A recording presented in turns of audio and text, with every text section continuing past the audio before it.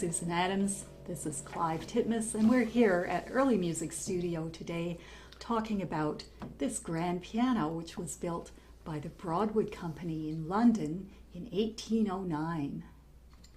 I guess they built a lot of pianos in those days. There was a factory in London and it was on the Thames, and they fed wood in one end and pianos came out the other.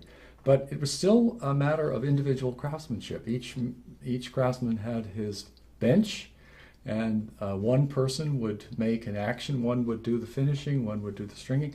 In fact, when we opened the piano up, we discovered that the craftsman who'd made the action, that is the keys and the hammers and assembled it all, had signed it. Yes, it definitely has the personal touch. Very much so, but still the product of a kind of commercial enterprise. Yes. So what's the Beethoven connection with this piano?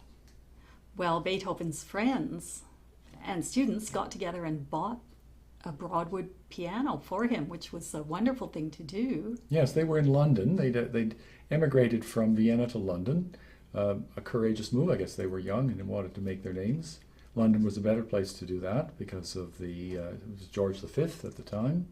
And so it was a kind of better environment for composers who wanted to, and pianists who wanted to sell their services.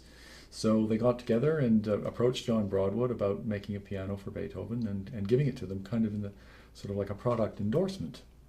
Well, delivery took 3 years. It did. It was a very long-winded thing on the ship and over the mountains, and it took forever. So the Beethoven connection with the piano is very strong. And so we want to do this concert. It's called Broadwood Grand. It's on at April 9th at the Kelowna Forum. And we're calling it Beethoven and Friends Have Coffee. So the image that we have of Beethoven from films and pictures, and he's always got this kind of irascible, angry demeanor. And actually, this is a bit of a distortion of reality, and it's very common to see that. And his character he was a very friendly man, and he had a lot of friends.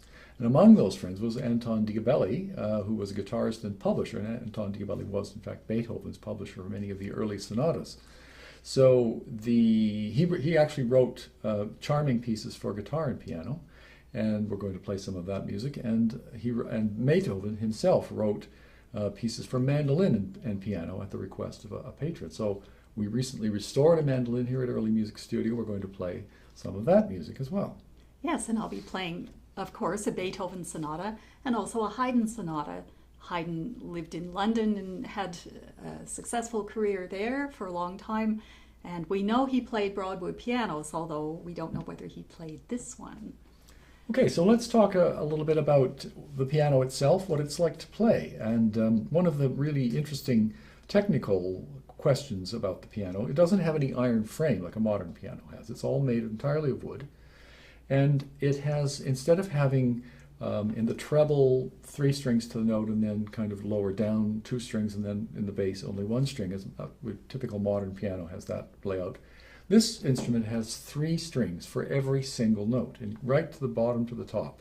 So how does that affect the sound?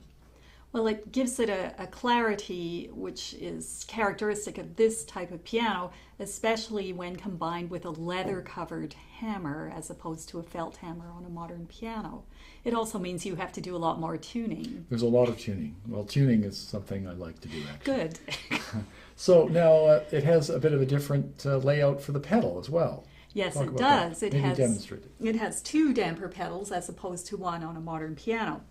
The pedal on the right lifts the damper's middle C end up, and the pedal in the middle does the bass. So normally if I want to pedal on the whole range, I put my foot in between those 2 pedals, and that works out fine. But there are certainly situations, say in Beethoven sonatas, where there's a detached bass and a legato right-hand part that has a lot of chords, and that requires pedal to glue it together and make a nice phrase. So on a modern piano, this is quite tricky to do. You're trying to juggle things and do 2 things at once. But of course, if we have a split damper,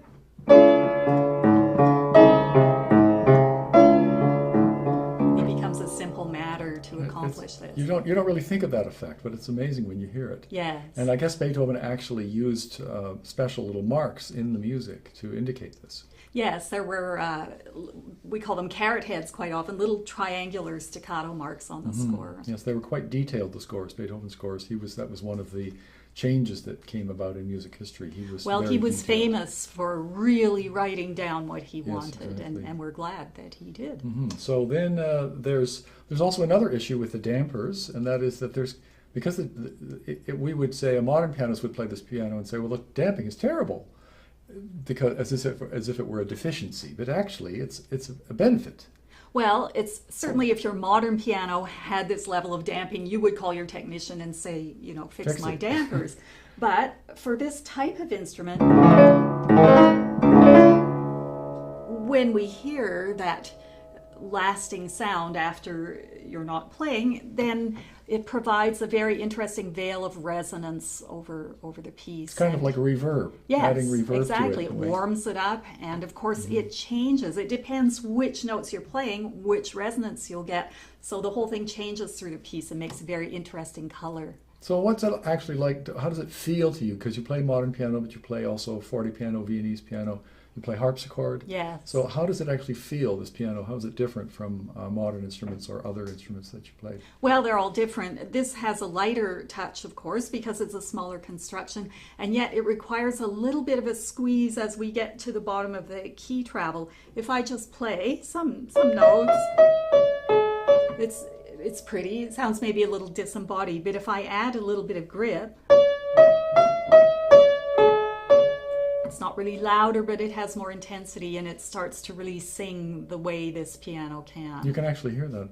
And funnily enough, it also makes you play a little more slowly, which is that can happen. Another thing with the early instruments is that, generally speaking, the tempos are a little more moderate than modern instrument players generally like. Well, I think our whole perception of speed has changed. Certainly true. Yeah, the fastest thing was a horse. Yes. What's the fastest thing now? Well, it's awfully fast.